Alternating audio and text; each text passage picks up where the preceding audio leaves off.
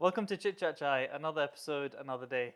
Today we're not having chai because we're fasting today for the day of Ashura, but that's for another topic, another day. Today I have a special guest with me. We have Mohammad, who is an upcoming entrepreneur. He's creating his own educational platform called Exam QA. He's also become established as a tutor provider. He has a company called London Science College, and he's been helping how many students? I've lost count, but it's in the hundreds. In the hundreds. And today we're going to be speaking about how he set up his companies, the things that changed as he was setting it up, what he felt his purpose was as he was going through it, and we'll just explore some of these themes. So nice to have you on board. Thank you very much. Pleasure being here. Oh, that's so kind.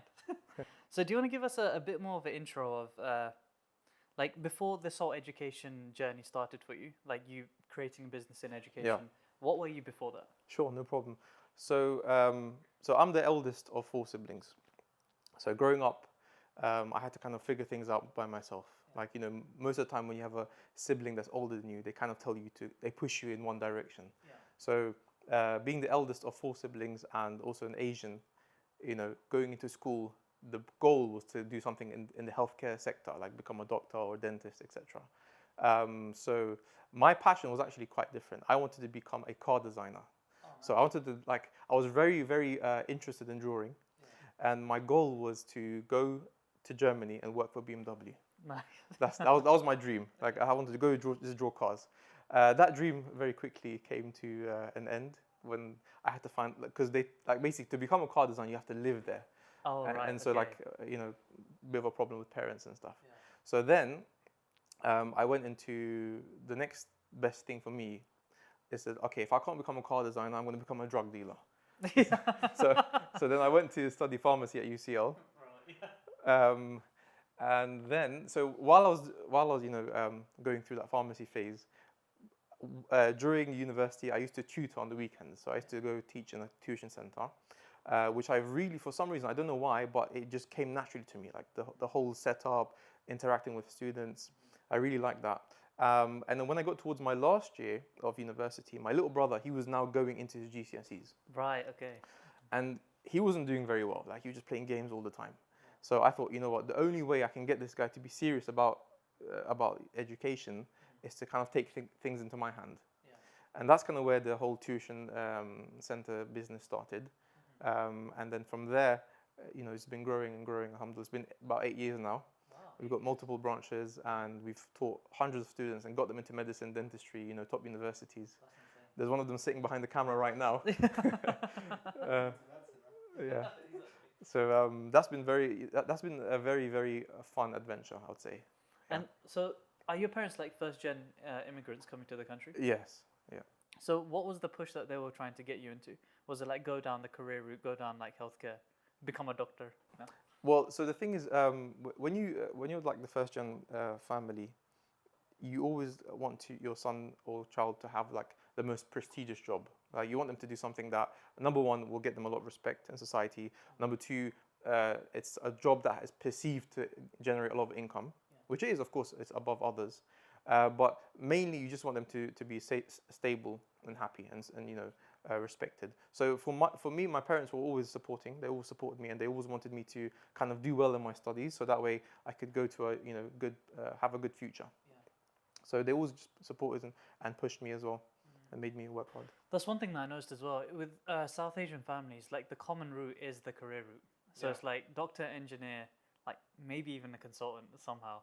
But it's always like that's the best way to go because I think they see a lot of stability in that, right? Yeah, exactly. Because like running a business, like we have Sovereign Remedies, you have the teaching. Yeah. There can be like volatility in it.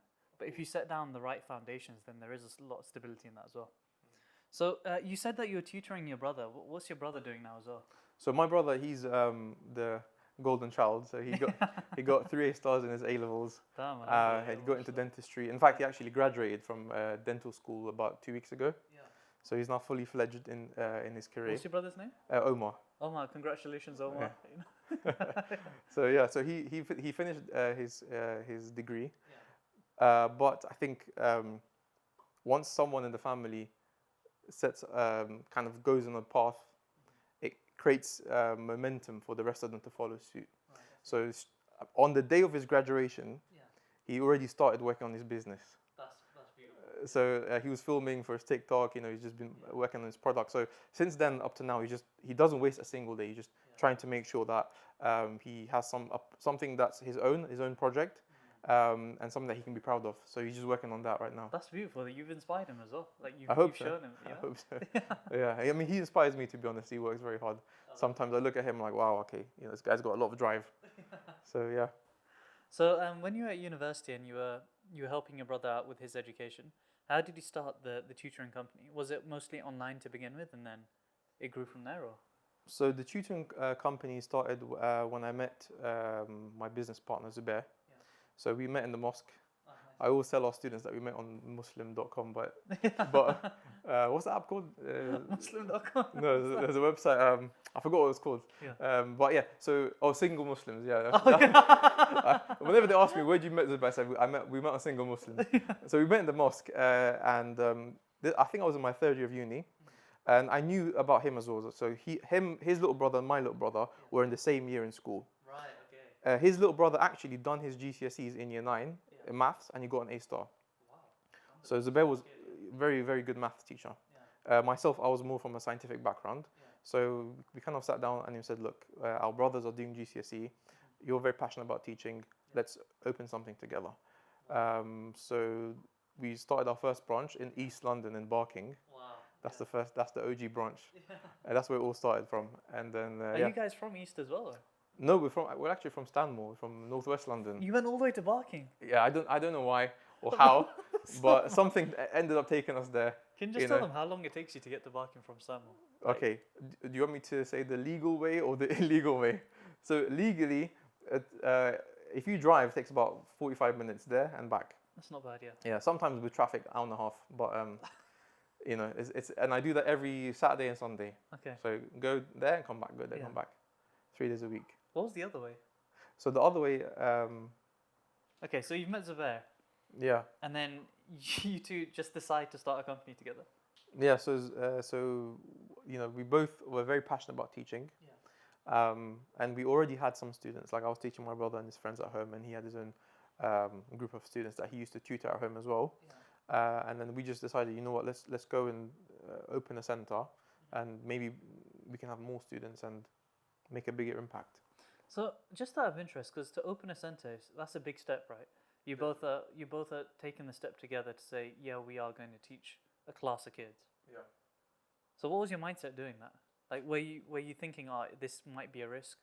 Or were you thinking that, oh, let's just try it out? So definitely, whenever you go into something new, there's always risk because of risk of not knowing what's going to be there, right? So that's one thing. The second thing is because no one in our family, either families, had done something like this before, we didn't have the advice like, oh, do this, don't do this. Did you have the support? Support, yes, definitely. We, alhamdulillah, I'm very happy that my parents, they trust me as the oldest child, and whatever decisions I make, they support me a lot. And in fact, they gave me full control of my little brother. So from the age of 15 to 18, like he was fully under my control. Like for example, like the moment he finished his GCSEs, the first thing I did took his phone away. So he had a trap phone, those trapper phones that you walk around with. So he had that during A-levels. And like he was also head boy at the time of during A-levels with the trap phone. So I always use that as an example because some people say, oh, how can I communicate with my teachers? How can I focus on studying if I don't have a good phone? You don't need it. My brother literally, he just had the trap phone for 2 years. He got 4 A stars, and he was also the head boy, and he was like communicating with all these people. In fact, I think sometimes it might become more of a detriment to have that phone. Exactly. Because I had a lot of trouble transitioning from GCSE to A-level. And because nobody had done A-level in my house. Like, I was the first one doing it. So nobody was telling me that, during summertime, after you finish GCSE, you should start studying. Exactly, yeah. So when I hit A-levels, I was like, what is this? I remember I went into a math class and they were like, oh, do some of these problems. And I was like, I didn't even see these in GCSE. Like, did I miss something? And everyone else is just killing it. And they were like, oh yeah, I went to like a tutoring school during summer. I was like, what? The summer between your GCSEs and your A-levels is such an important summer because you have to hit the ground running with A-levels. Exactly. You can't wait to start school and then adjust to the environment and all these new people. And before you know it, it's October. You've done your first set of mocks. You've got full U's. Yeah. You've never had full U's before because you got nines in GCSE. Exactly. Yeah. And you're like, oh, what do I do? That's one thing. And another thing a lot of A-level students do wrong, personally I believe, is they get a job while they're while they are in A-levels. The reason I think that's wrong is because you chose to do this. You chose to take on this crazy challenge, which is A-levels. So this is your job. Your job is to get those 4 A stars. Don't worry about making money. In fact, if you get 3 A's, I think it was like this during my time, but if you get 3 A's and you end up going to like a university like UCL, they give you £3,000 every year as a gift, as a bursary. What? So As a gift? Yeah, as a bursary. So I got 12K just Yeah. because I got good grades. That's insane. So you could literally, and the amount of money you make while you're working during A levels is like About around that much. yeah, As well. Yeah. it's not even that much. It's like 1K. You know, I love that you tell the story because when I first did A levels, I remember like when I got my first set of marks, I think I got like everything below a C. So I got D, E, U. I got so many bad grades, and I was like, I had like a couple of A's at GCSE. I was Does like, your parents how? know this? Yeah, Or is it well, the they first know. time they're hearing. No, because my first year of A level, I actually flopped the whole year. Well, I didn't flop it. I got like C, D, U, Yeah. and I was shocked. I was like, I understand the content, Yeah. but why am I not answering the questions right? Like, there was a massive gap between what I was being taught and what I had to know. Yeah. So, Brad, it's good that you mentioned that because now that I think about it, yeah, people shouldn't have phones for sure. It's different. A levels is a completely different ballgame to It's a GCSE. massive beast, and they don't warn you. Like, so when you finish GCSE, everyone's celebrating. Yeah. But it's like you don't have time to celebrate, man. You have this beast. Yeah, exactly. coming at you. It's coming up. And you think because it's like less subjects, it's like 4 topics that you think it'll be easy. It's worse. Yeah. It's the worst thing I've ever done, man. I actually think A levels, some A levels are even more difficult than university. 100%. Yeah. 1,000%. Yeah. Like if people do like maths, further maths, biochem. Like if you want to do those properly and get 4 A stars, the amount of time you have to spend revising and like preparing and just planning your day, it's nothing compared to what I did in uni. Uni was a Exactly. joke compared to it. That's what I say to people as well. So for me to get like a first class degree at uni, I had to put a bit of effort. But if I put that much effort at A level, I'd still end up with C's. Yeah, That's how mad it is. it's crazy. And I also think that A levels are probably the most pivotal time of your life because if your A levels go well, that means naturally you're going to go to a better university, you're going to get a better job, you have more of an advantage. So Your trajectory it's like changes. a crossroads. Exactly. And yeah. if you don't do well, then everything up the negative effects will ripple down the road. Exactly. You'll see it Exactly. like 5 years down the line. The cumulative impact is just it's mad. No, that is. All right, so let's go back to Zubair. So you and Zubair, you take a step forward. You get the place in Barking, and then you get like is it like a classroom? Yeah, it's like an office. So you rent a little small office, Okay, so you rent Yeah. an office, about 200 square foot, tiny. and then what was the turnout like? Because you're all the way in Barking, right? Your people are in Stanmore. Yeah. So like, how did you? So this is a very interesting question because, let's say for example, for the first year we had like 20 students. Yeah. Probably 15 of those would commute to Barking on the weekend. Yeah. And they'll stay there for like 6-7 hours. Yeah. And then go back on Saturday and Sunday. Yeah. And that was basically all. So it was my brother, Zubair's brother, his cousins, and like a bunch of their friends. Yeah. So they would just literally they'll commute over, they'll stay for the day and they'll go back Saturday, Sunday. Year 11s, and then of course a couple of local students from Barking. So the first year was very interesting because we're literally bringing the customers over, teaching them. But I think they appreciated what we were giving them, the service they would give them. If you give someone a really good service, they'll travel the world just to have that service. And as the years progressed, all of their little friendship circle from school also heard about it. So we had, at one point, we used to have students coming from Luton, from Luton. Like they'll take the train, they'll come there. And the craziest part is when they'll be like 20 minutes late. Imagine the lessons from 9 to 11, right? And they come 20 minutes late. I'll feel so bad for them because I know how long they travel to get here. Yeah. And they missed out like on 20 minutes. Yeah. So, but yeah, they'll come and they'll just. That's insane. They really like it. So how long did the Barking site? How long did that go on for, or is it still going on? That was the first branch. It's still going on. Oh, wow, Yeah. it's still going Yeah, on. we moved a couple of times to bigger spaces. But yeah, they're still going on. Oh, alhamdulillah, man. Yeah, alhamdulillah. Yeah. Kept that first branch going. we have, and there have been probably 4 or 5 times where it could have just completely gone to zero, like closed down. Like in the first, because remember we don't know anything about business at this point. I'm 22 years old. Zubair is a bit older. It's the first time we're doing something like this. Yeah. We don't know stuff about lease, license agreement, notice periods, break clauses. Yeah, yeah. All we know is maths and science. Yeah. You come here, we teach you, right? But when you do a business, the cool thing about it is you learn all these other stuff. Exactly. So now we're very proficient at this stuff. Like whenever we go to a new site, Yeah. whenever we open a new branch, okay, does it have the license agreement? Does it have break clause? Does it have this? Does it have that? So Barking, the first one, we had the room. After 4 months, they're like, get out, because we're breaking down this whole building. Right. And with a service-based company, and your main customers are local people, Exactly. it's very dangerous, because if that closes, you basically lost your business. Yeah. So we had to persevere. Like we had to find another location. And sometimes I think to myself that, like, me and Zubair always sit down. We're not good businessmen. We're just favored by Allah. Like alhamdulillah, every move that we've made it like blindly, and Allah's guided our hand. That's amazing. Yeah. So like the first summer holiday, because in summer a lot of students go away and you still have rent to pay. Yeah. But luckily that the branch closed and we had to go to a smaller place where the rent was a bit less. Yeah. But that worked out in our favor. And then in September we had to go to another place. It was very, looking back at it now, like we sit down and we laugh. But when we were going through it, it was like crazy. Intense. Yeah, it was very Exactly. intense. I think we can relate to that as well. I think, like, because when Summer Remedy started off, it literally just blew up within the first week. And then the amount of stuff that we just had to get to grips with, like, half of the supplies that we had ran out within the first day. And then we have lead times until we can get more supplies and more inventory and stuff. So we're just like sitting there thinking, we should have known this beforehand. And You then learn on the eventually, go. yeah, exactly. You just eventually become more efficient with it. How did that make, like, when you were going through those difficult times, like, did that make you want question why you're doing this business, or did it kind of did you step up and want to continue? I think the demand validated why we're there. Okay. So then the demand is like, yeah, people want our product, people resonate with our story, and people need our help.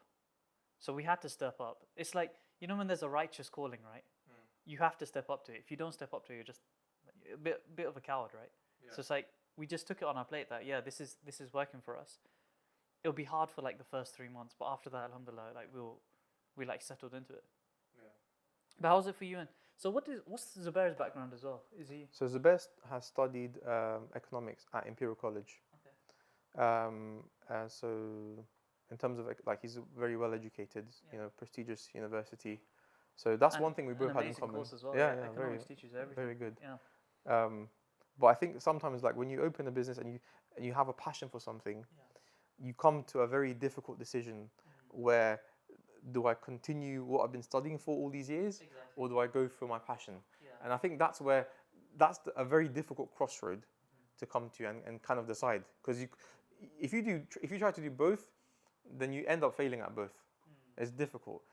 But yeah, so Zubair, like his passion was teaching. And it's good that you both had that sense of purpose as well, right? Yeah. Like you studied pharmacy. I mean, pharmacy isn't easy to get through as well. Difficult, yeah. You a qualified pharmacist, and now you're saying, I want to teach kids. That's where my passion Imagine is. the conversation I had with my parents. Exactly. Yeah. It didn't go down well, but they were understanding, and they like my parents. Like I said, they trust me a lot.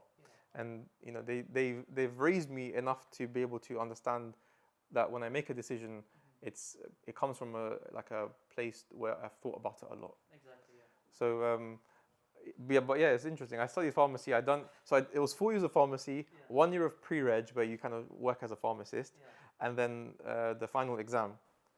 So and I was doing that while I was still teaching.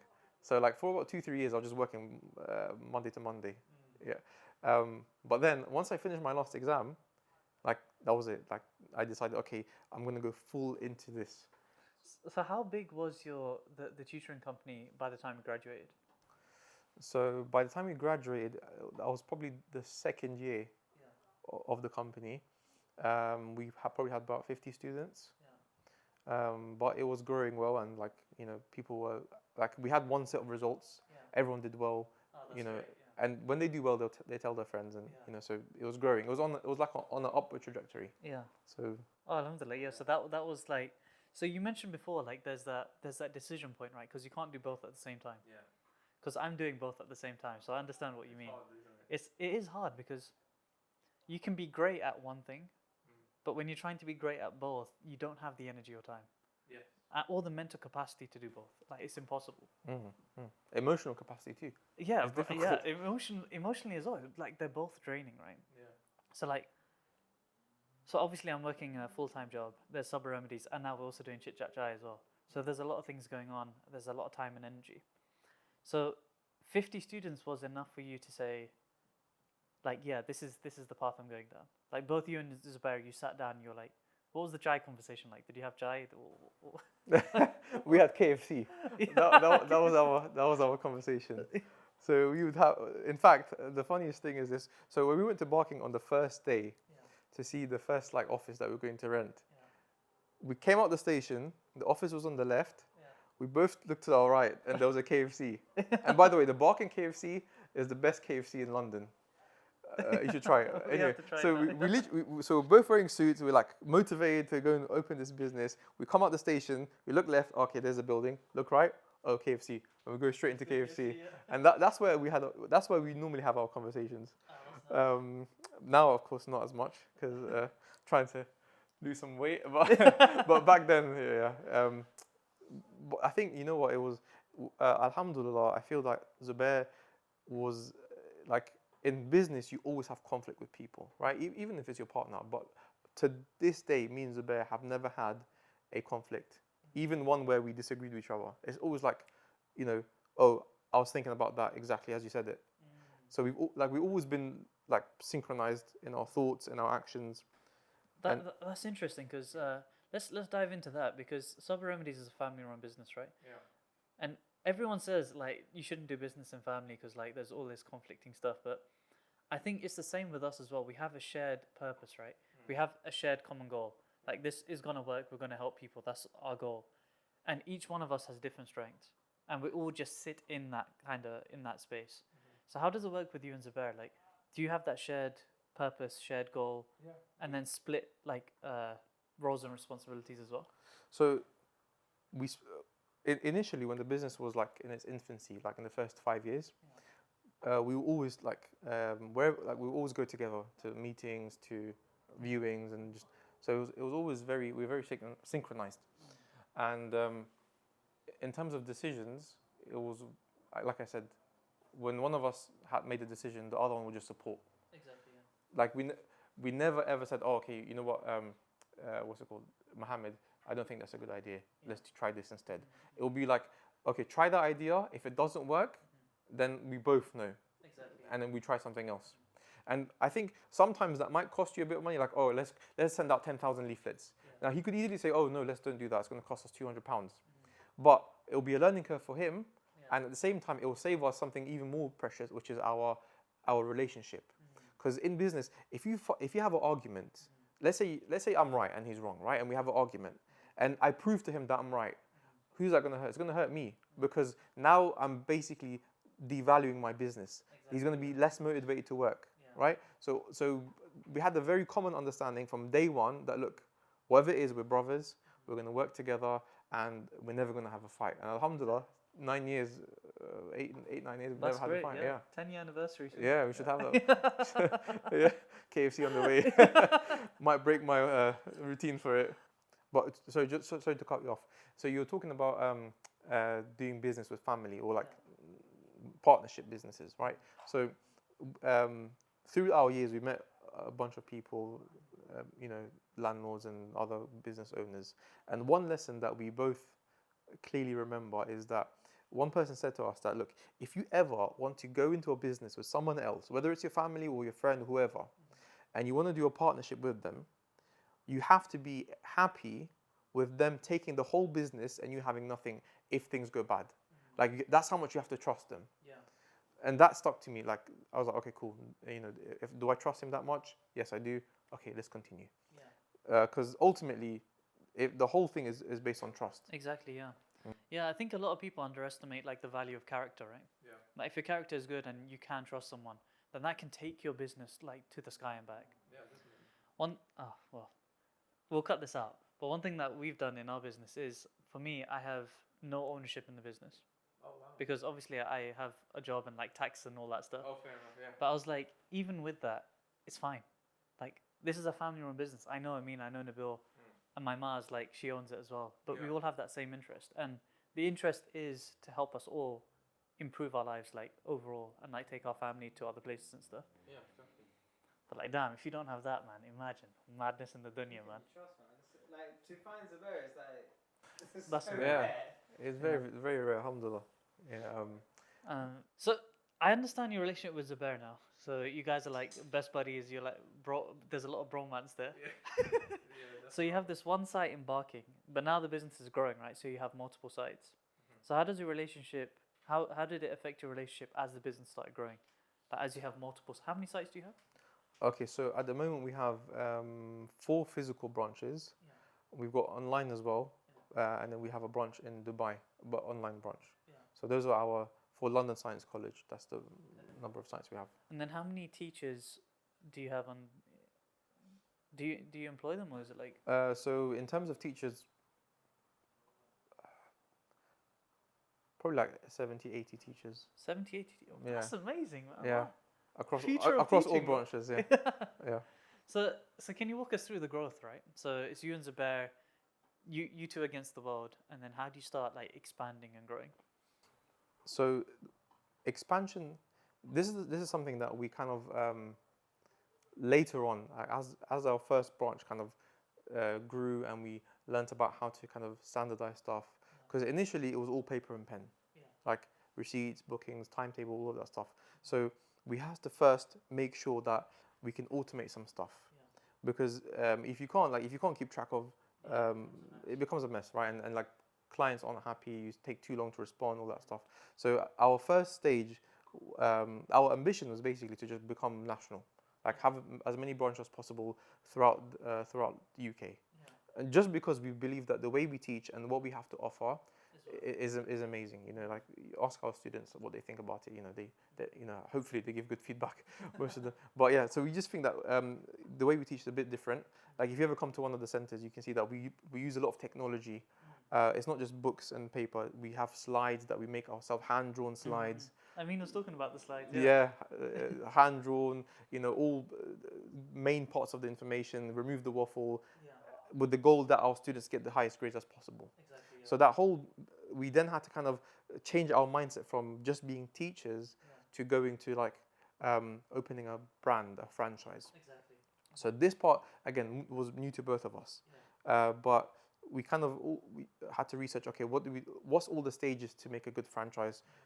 Standardize as many things as possible, and then just like hire people. And that's the hardest part, because when you have your own business and it's all run by yourself, like there's control and you put in the hours, and if a tiny thing goes wrong, you feel responsible to go and fix it. When you start to grow and become multi-branch, then it's like, okay, I'm hiring this person, but can I trust them to do this stuff? And you kind of have to learn how to do that. And maybe initially it might not go as expected, but as you improve your systems, then it becomes a bit better. So what's your technique on finding a good person to hire?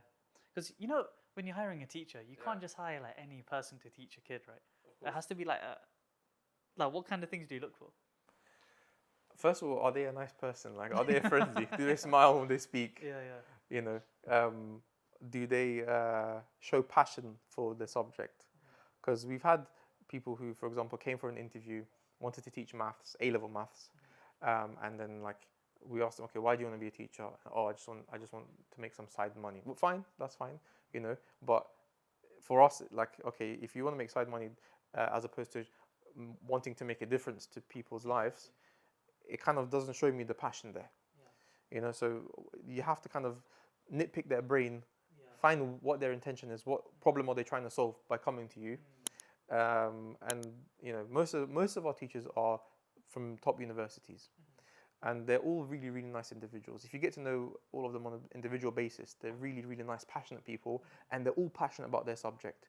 But that being said, we have like a style of teaching. So when they pass the first stage of character, let's say the character testing, and then we kind of show them our resources. We do a couple of mock lessons where me and Zubair, and this used to be very fun when we both used to work together, where we would pretend to be students. One of us would be the naughty student, the other one would be a good student, and then we see how they kind of manage that class. You know, I think I actually heard this when Amin was doing it. Zubair was the bad student. Yeah. And Yeah. he took it to another level, man. Yeah, we used to do that. I think because I remember Amin coming into my room and he was like, "These guys took the piss, man." I was like, I was like, What happened? I don't remember that. Oh. I actually don't remember. Oh. It must have been one of those mock lessons where I think it was in a class of like 4 students, Yeah. and Zubair was the bad student, something like that. But he found it so fun. He was just like, and I found it every time he finished one of his lessons or he was doing the tutoring, he would come back and he'd say, he would just like keep like talking about your slides. He was just like, your slides, and I'm like, I do PowerPoints every day. Like, what's with this guy's slides, bro? Like, I'm like, what's going on? Yeah, maybe he can show you next time. Yeah, exactly. Yeah. The slides they're just, I wouldn't call them slides, they're more like storyboards of a topic. Exactly. So whatever, like the way I envision a topic to be taught, with all the drawings and like the scenario, all of that, like that's what it is basically, and just like they slide through it. Is that what your TikTok's about as well? Do you go through those things? Yeah, so some of the TikToks, yeah. Yeah. They're about that. We'll put in a small clip here, you know. How's that kid? Oh, that's a side project. Trying to Do handstand. yeah. Bro, I can't even, bro. All right, so the growth is interesting. So tell me, as you start opening more sites and you start hiring more teachers, how does your mindset shift from you're now the teacher to you're now running a company?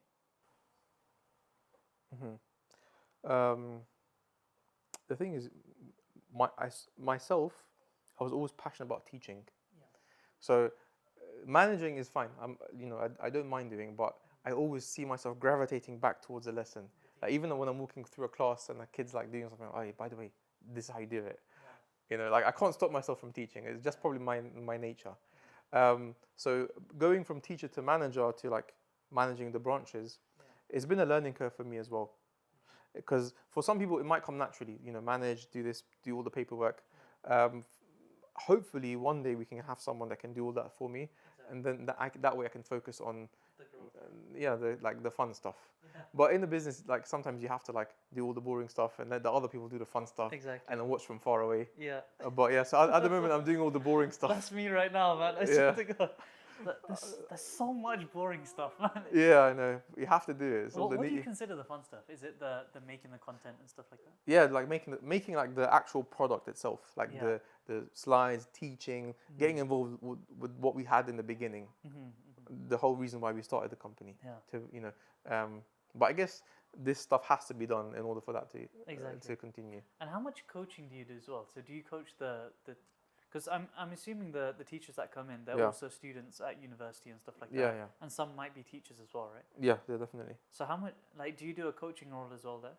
So we do have like, for example, we keep like a feedback sheet of all our teachers, and if we ever see, for example, teachers kind of their teaching style has changed or they're kind of not as motivated, we sit down and we talk about what's going on. Sometimes it might not even be things related to teaching. It might be external factors at home, and I think as any company, whenever they employ someone, they have to kind of understand that this person's also a human being, and they come with their own problems and their own difficulties.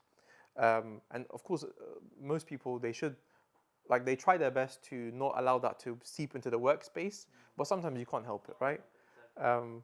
But one thing I'm very happy about is that I have a very good relationship with our teachers. Like, we're on a friendly level. So a lot of teachers, they're very happy to open up to me and talk about stuff. That's really good. Yeah. I think what you said is really important as well, because like within a family business, we don't have other employees, right? It's just within us. And I think even within us, we have like droughts, right? So we have periods where we're exceptionally high performing, like high productivity. And then there will be times where like a month or two where it will just be a slump. And like navigating around that, because like we're just humans as well. And it's a family business, but we put a lot of pressure just because it is family. It's like, oh, I can do it, so why can't you do it? Yeah. But then you have to bring that human element back into it. Yeah. It is tricky to navigate. The thing is, whenever you have a team and they're working together, it's just human nature that you want to do the least. Right? I don't know. So I don't know. Maybe like, like for example, have you maybe I don't know. Maybe it's just people I've met, but people generally tend to make things as easy as possible for themselves. And then like you see like everyone's on this standard, and then one person drops a little bit, and then the other people it drops the standard, and then like come back after 2 months, and everyone's like working at this level. So with me and Zubair, it was like who can do the most, and we don't even like track hours or I did this, you did that. Like it's just like we're both growing this company. I know you want the best, I want the best. We're just going to grow like full speed ahead. We don't have time to look like who's got time to check how many hours he's done. I've got so much on my plate right now. Like you have to trust them. And yes, there will be some times where it looks like you're not working, but trust me, we're always working. We're always working. Even Zubair, I'll tell you a funny story about what he done. It was his brother's wedding, and he was on the phone booking a student in while his brother's coming out of the car, going like to the hall. Like he's in the corner booking a student. Yeah. So we're always working. Always working. Do you feel like there's boundaries between you having a business compared to someone who's working a 9 to 5? Because when you have a business, are you able to shut off from it as well? Nah. It's hard, right? It's very hard. It's very hard to shut off. I think that's one of the drawbacks that people don't see, because they see this very glamorous lifestyle. Oh, businessman, you got that. But then they don't understand that when you have a 9 to 5, when you come home, it's you and Netflix, chill, whatever, But when you come home, it's continue working. It's true, because even when I wake up, it's like, I got a day job. But then I'm also thinking, damn, like I need to do labels, I need to do VAT and stuff. It's like, I don't want to be doing this, It's all the boring stuff, and that's what I'm waking up thinking about. Exactly, yeah. Not even about what do I have in my kitchen, man. But you just have to you have to remember the reason why you started it, and if that reason is good enough, then it won't seem like work to you. Like I actually don't feel like I work. Like every single day that I get, like I enjoy waking up, because for me, waking up means I get to do more fun stuff. Exactly. I get to go have this meeting. Look at how that project's going. Like all of that just seems like I'm just living like a video game. I got a question. This is a bit controversial, but now that you didn't take the standard path, right? Yeah. Like you're not a pharmacist. I am a pharmacist. Oh, you're a pharmacist, but you're I haven't worked a single day of my life as a pharmacist. But yeah. But and you're teaching kids like GCSE, A levels, and stuff like that. Yeah. Is there a part of you that wants to teach them how to be an entrepreneur? Like teach them the other path, like the path that you're living now?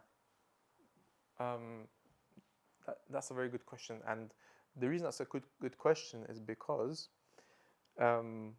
recently on TikTok, after exams finished, we made a couple of videos of like how university might not be the only route that you can go. Of course, then if you want to be like if you want to have certain jobs like doctor, dentist, yes, you have to go to university. Exactly. But not everyone needs to go to university. Exactly. Because remember, at the end of the day, what is a university? You're putting your time, your money, with the hopes that what you get at the end of that will be something that's a good return on investment. Yeah. But most people, they do degrees which they don't like for no reason at all. And at the end of it, they graduate and they have no job, right? So instead of that, why don't you actually take a gap year, or maybe even 2 gap years, and actually think about, okay, what problem is university going to solve for me? For most people, what is it? I want to make money. Okay, is university the best way to make money? Sometimes yes, sometimes no. Okay, fine. If it's not university, what could it be? All right, then you learn stuff, right? So, and by the way, we live in such a good age that, like, the internet can just make you a millionaire overnight. Exactly. This is one thing that I look at, because when I was at university, I was paying like what, $3 grand, $3.5. Oh, lucky guy. Yeah, I think I was the last year to do it. Wow. But then now I see it's like $9 grand. You're paying 36 grand for a degree. If it's like what 4 years? Yeah. And it's like 36 grand. If you invested even $5 grand in yourself, you'd be making like up to 80 grand a year anyway, especially in the tech space because I work in tech. Yeah. So I know I've met so many people now that haven't gone to university that have done like self-education courses in software development, and then they just go to exams where you just have to solve a problem and they get the job, and they're like self-taught and they're on like, we know a guy, you know who I'm talking about. He dropped out of university final year, Yeah. got 100 grand job, Wow. and he's chilling. That's crazy. He hasn't even got a degree, bro. And he was just like, oh, I was just socially learning, like software development. Is that socially learning? Start grinding now. You know, it's because we live in a time where, okay, look, back when university was first like invented, the whole purpose behind university was it to be like a location where people go and they increase their knowledge, right? Exactly. Whether it's Islamic knowledge or scientific, but it was just like a hub for knowledge. Yeah. Now we live in a time where knowledge is everywhere. Like you don't have to go to uni. Like imagine how much knowledge is online, right? Maybe it's free, or you have to pay for it, but it's there. Yeah. You know, people like yourself, they can benefit from it, right? So that's one thing. The second thing is having access to the internet means now you can reach the whole world. Exactly. So if you've got the right knowledge and you have the right vehicle to reach the whole world, what's to stop you from becoming a millionaire? Nothing. Exactly, yeah. And that's why people are becoming rich. I think this is a nicer transition into exam QA, right? Okay. Which is your vehicle, right? It's your platform that you're Yeah. using to reach the whole world. Yeah. So tell us, what is exam QA? Okay, so exam QA started off with one of our students who was very motivated, very driven, and he was very like, he just wanted to make something out of himself. Yeah. So myself, Zubair, and Zishan, we started exam QA a couple of years ago. Yeah. Initially, it was like a resource platform. So we had resources for maths, science, English, etc. And then that got very popular. Just because recently we changed it a bit, but before we changed it, it got very, very popular. Yeah. So for example, if you went to Google and you typed in GCSE biology worksheet, Yeah. it'll be the #1 website. That's mad, yeah. It got really popular. And the reason it got popular is because we used what we learned from teaching at London Science College. We used that to create the worksheets at exam QA. And like, so I can go into that, but basically we just made like really, really good exam worksheets. The only problem was that the questions that we used, so like from Edexcel AQA, the fine print on those websites is that you can't use their questions on public spaces. So like if you look at Physics and Math Tutor, these other websites, like if Edexcel wants to, they can just shut them down. Like you're not allowed to use this, right?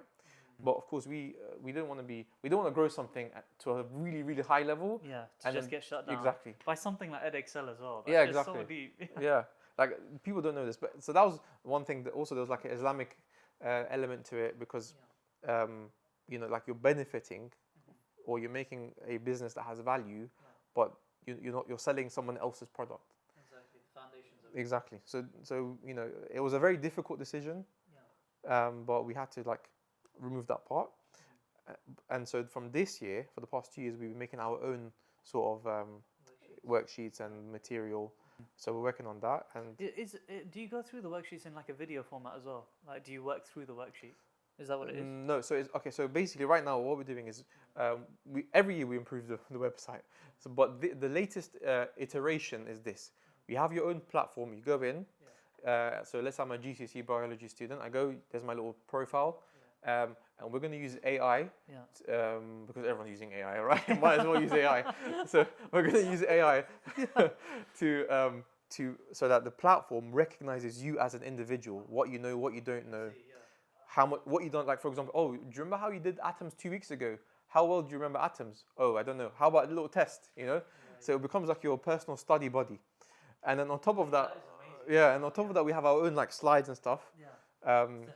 To help teach them, So all of that, like, they get a really good service. That's amazing, man. So you're creating like a personalized education platform for every student. Yeah. And this is based on the curriculum as well, right? So It's kind of guaranteed to make them pass the exam. Yeah, hopefully. Inshallah. I hope it does. Yeah. So what's the plan for exam QA in the future? Like, where do you see it going? So we just want it to be as popular as possible. Step one. So get it out to as many people in the world as possible. How many people are using it right now? I couldn't tell you that off the top of my head. You have to ask Zishan. I'll get him to come and tell you. Then the reason is because, like, I'll just go back to our company. The way it works is our company is almost like everyone has their own department. Yeah. They focus on their thing, and once everyone's finished, we just collaborate together. I see. So I couldn't even go to the back end of the website and make a change if I And see wanted what's to. happening. Yeah, Okay. but we So all have. Zishan created this whole platform. Yeah.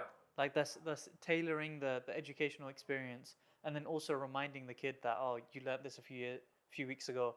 Do you want to refresh on it? Exactly. Wow, man, Zishan's created a great platform. Very good, yeah. Mashallah, he's a very talented person. Yeah, that's Yeah. I amazing. did that while studying maths at uni at the Really? same time. Yeah. Oh, these guys that study maths. He doesn't even come from a computer science background. He did maths at uni, Yeah. and then obviously he's very driven. So the spare time that he had, he would learn how to code and stuff.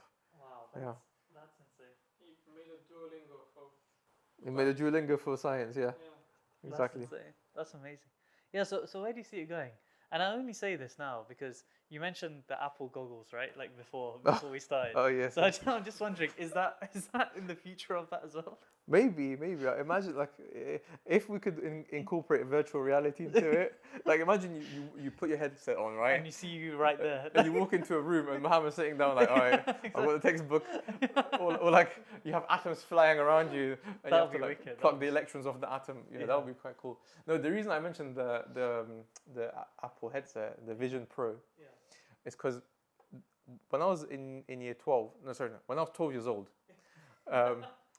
a movie called Iron Man came out. Yeah. And that movie changed my life. Like it was like I remember watching that movie the whole time. I was like blown away by because he was smart, right? He's the only superhero who didn't have a extraordinary power. He was just smart, Exactly. and by being the smartest person, he just made something so incredible. Yeah. And of course, all the Iron Man, the cool stuff, It's very cool. and that kind of pushed me like, oh, it pays off to be smart. Like try to learn as much as you can. And then like one of the cool things he had is like he had this holographic table, Yeah. and you could just build his. That was amazing. Yeah, that was really cool. Especially if you wanted to be a car designer, that would just be so Yeah, nice exactly. to have, right? Yeah. Exactly. So this Vision Pro Max, whatever it's called, when it comes out, Sorry, I'm Apple going to Max. be. Yeah, sorry. That's how you know this is the Apple Version 2. I'm going to be in there. So I'll be standing outside the shop. But yeah, that when that comes out, it's going to be crazy because I saw I don't know if you've seen the videos of it. I saw it, yeah. Wow, yeah, it's crazy. I felt like it was just too good. Like it's better than reality. Yeah. Like it's boosting reality. That's what makes it so weird. Like when they were playing a movie and then the whole movie becomes like everything you see. Yeah, and I was like, bro, I don't want that. I want to. Like there was I think in the trailer they showed like guys near the ocean. Yeah. And then the whole place becomes the ocean. Yeah. And I was like, then people would not want to go to the ocean. Yeah, potentially. But what scares me is that if you go to the ocean, your experience using the Vision Pro would be better than actually going to the ocean. Because when you go to the ocean, it's like there's like plastic bottles everywhere. It's just like loads of crap everywhere. Yeah. Sometimes the sea doesn't smell good. But then when you're wearing the goggles, you don't have to. You're at home. Yeah. And I thought of using it like imagine you're flying right in an aeroplane, right? And you're flying, and then you just put that on, and then like you're somewhere else now. So you have to listen to that little person crying next to you or whatever. You just transport it into your own world. But even for the education space, because I know there's like a lot of like augmented reality coming into education, and like stuff like if you're studying medicine, you can like strip away each layer of the human and then see what's inside, and then you can like pick it and like take it out and stuff like that. That would be amazing for like education purposes. 100%. But like imagine you had that level of education at like GCSE or A-level. Like you'll be so engaged because it's in front of you. It's not just on a textbook or a piece of paper. Yeah. And Wow. the thing is, how, like, I don't know if this is a good thing or a bad thing, but it's something that we have to observe, which is the fact that attention span is decreasing. So people, like kids that are growing up now, they're using TikTok, their attention span just dropped, right? You now expect those kids with that low attention span to go sit in front of a book Exactly.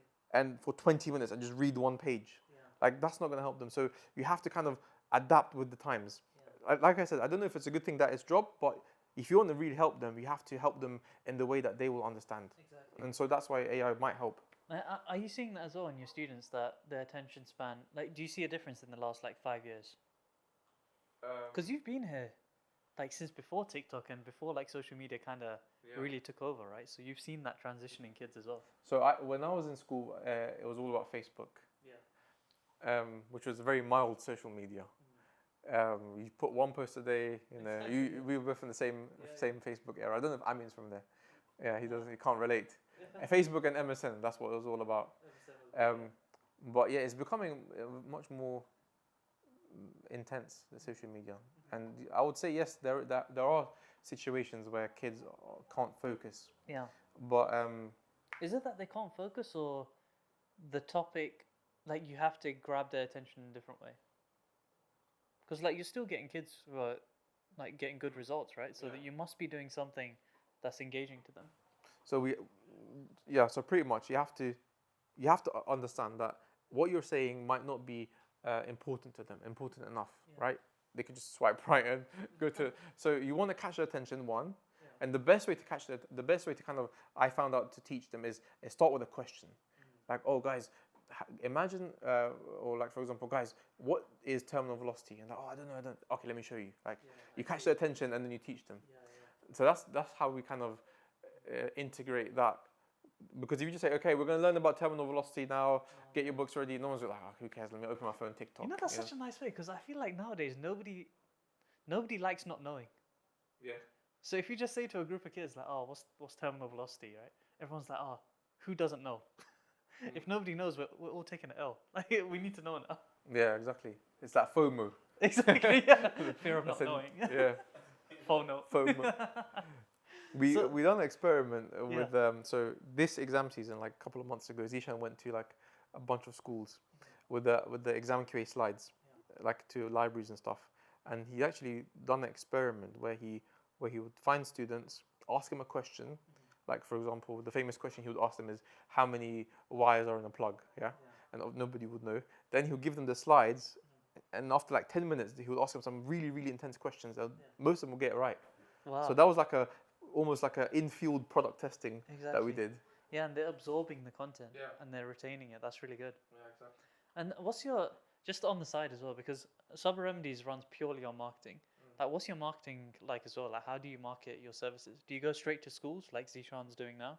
Or, like, how do you get people? So social media is plays a very big role in marketing.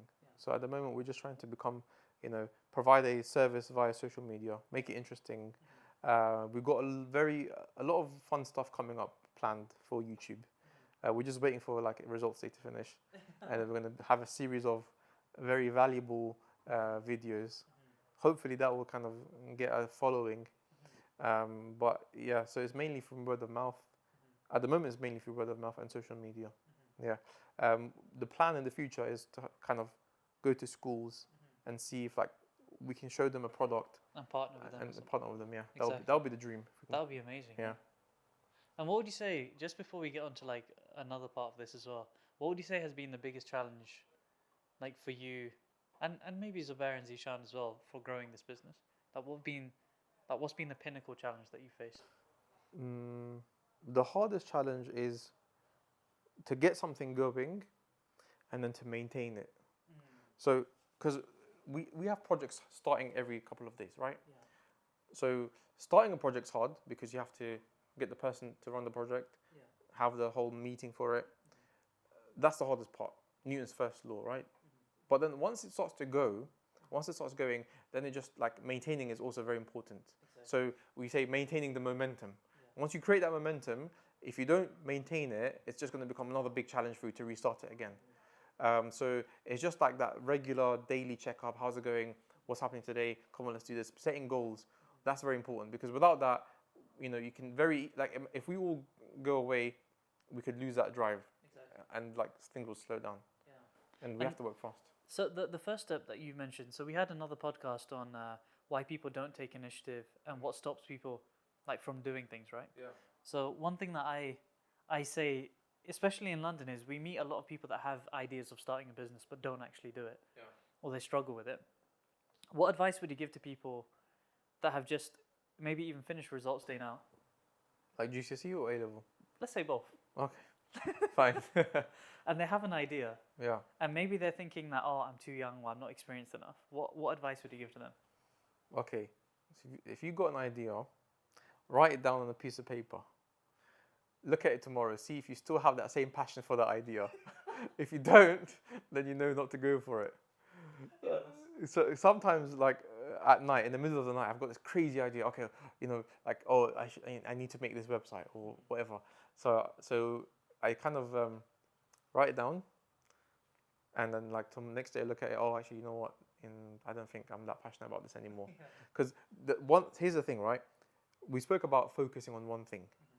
If you're doing your A levels, you have to kind of just focus on that because you put yourself into that position. Exactly. Yeah. It's kind of like in the movie Matrix where he takes Neo through like a street, and then it says, "Did you notice the woman with the red dress? Yeah. Yeah. Yeah. She was a distraction for him." And then that distraction is what killed him, right? Yeah. So you kind of have to almost have, I call it laser and lamp vision. So sometimes you have to be a lamp where you sit down, you reflect, okay, what's happening in my life? What's happening with this? You have to be in lamp mode. And the best time to be in lamp mode is in the early morning and late at night. Exactly. It's kind of your consolidation time. But once you've done that, then you pick out the main important stuff and you just laser, do them all one at a time. I love that laser and lamp. Yeah. Yeah, that's nice. Yeah. And for people who kind of really want to do something, so let's talk about the opposite argument now. Let's say someone really, really passionate about doing something, yeah? The biggest hindrance is, one, what will other people think? Number two, what if I'm not good enough at doing this? And number three, others are doing it and they're doing much better than me. So why should I do it, right? Exactly. So to them I say that you don't have to be great to start, but you have to start to be great. So that's a very good. That's a quote that I. That's a quote of the that I podcast. read. Quote of the day. Yeah. So just start. Like for example, if you look at Apple, right now they have the best phones, for example, right? I'm sure you agree with that. Yeah. Well, perspective. Yeah. So they have a really good product. But if you look at them, like when they first started, what they have now compared to what they have then is miles and miles apart, right? Exactly. But each time, with every new iteration, they get better and better and better. So you have to start from somewhere and then you get, improve it. So one area, especially on Chit Chat Chai, we like to talk about like purpose and how you get to your purpose. So you said that you're always interested in teaching and you followed that purpose, right? It was like your calling. Yeah. And alhamdulillah, you're doing really well. Another aspect that I wanted to talk about is, like, because you're Muslim as well, there's that concept of tawakkul, right? Like Allah's plan. And having faith in that and just going into it, knowing that whatever happens will happen. So can you give like your relationship with tawakkul, how's that changed over time? Because you've been in this business for like nearly a decade now, coming up to a decade. But how has that changed as you've been growing and the things that you've seen looking in lamp mode? So I think that tawakkul is just you accept that whatever. So for those of you who don't know what tawakkul means, right? Maybe some young viewers. Tawakkul is accepting that whatever's happened in your life that's out of your control, is for the best. So whether it's something that you perceive good at the time, or whether it's something that you perceive bad at the time, you just have to accept that. This is the what Allah wants. Now, the thing with business is this: when you have a deal that you really, really want to go through, right, and it doesn't go through, tawakkul is the best thing at that point, because sometimes it can drain you, it can make you really, really upset. Oh, you know what, I really wanted that location, but they didn't give it to me, even though I had the best application for it, right? So, and that can demotivate you, which is the worst thing you want in business. You don't want to be demotivated. So the tawakkul helps you to understand that, okay, I tried my best, Allah didn't want it. Now it's time to move on to something else, and you have to keep doing that. Don't lose the momentum. You just keep going. So having tawakkul has actually made me faster at making decisions. Because okay, this didn't happen. Cool, next one. And you keep going forward. But if I didn't have tawakkul, I'll just keep going round and round the same thing. Exactly. And while I'm doing that, maybe another really cool opportunity might have gone out the window. Yeah. Exactly. Now we spoke about this in another episode. There was a business idea that I had for ages, and I just kept trying to make it work. But then eventually, loads of things happened where it wasn't feasible for me to progress with that anymore. Okay. And it was only with tawakkul that I was like, oh, if this is Allah's plan, then something better will come up. And by leaving that, I was able to focus on, like, like this whole chit chat Jai came about, like Sabr Remedies is now doing a bit better as well. I could focus on other things. And alhamdulillah, everything is still calm, you know. Alhamdulillah, that's good. Yeah, so you're right. Like As long as you're alive and happy, exactly. you Yeah, can make the most out of it. yeah. You don't need much to be happy, you know. Yeah, honestly, you don't. Very little. So so now that we're close to wrapping up as well. Okay. Really? Well, I'm sad. I'm just getting into it. well, actually, all right. So now that we're wrapping up, how can people find you? Like, what are the things that you're most excited about that you want people to know about? And if you could give any advice to anyone that's going down this entrepreneurial route, what advice would you give them? Oh, very good question. Okay, I'll answer the first part first. To kind of find out what we're doing, just go on social media, YouTube, TikTok, Instagram, is Exam Curie. So we make a lot of TikToks. Some of them are a bit funny, some of them a bit serious. But you know, we're trying to create a sort of something of value, something that has a bit of humor to it, but a bit of education, and that also always like an underlying message. So that's our social media at the moment on Exam Curie. In terms of your second question, for entrepreneurs, don't get into it unless you have a clear goal in mind. Because sometimes people get into something like, I want to do sales, I want to do marketing, whatever. But you have to have a clear goal, one. And let's say, for example, you don't have a clear goal, but you really, really heard about this and you really want to do it. Then try to find someone who's already a couple of steps ahead of you and speak to them. What did they do? What kind of things would they advise you? So it's like, let's say you didn't go to uni. In university, you have your professors. They're going to advise you. If you're not going to uni, who's going to advise you? You can't learn the whole thing by yourself. So find someone, you know, just like you pay £9,000 a year to learn from Professor Green, right? You might have to pay a couple of £1,000s to learn from, you know, Mohammad, whatever. But but it will help you in the long run. Yeah. So always have a mentor. That's one.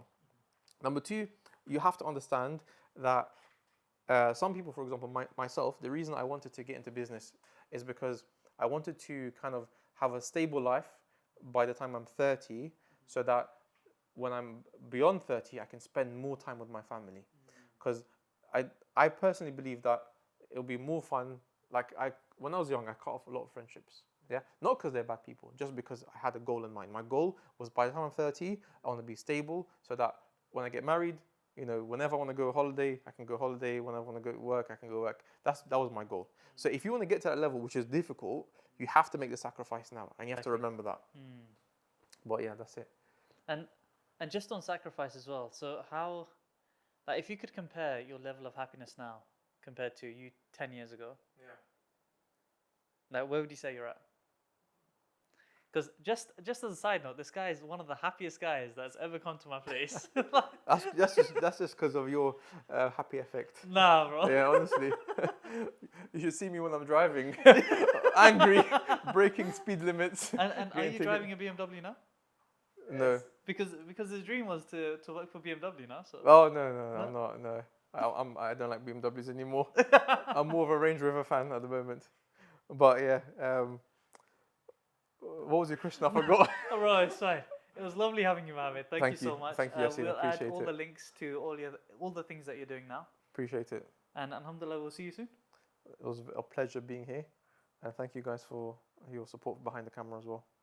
And thank you, Yassine. Thanks a lot. Take care, guys. Bye-bye.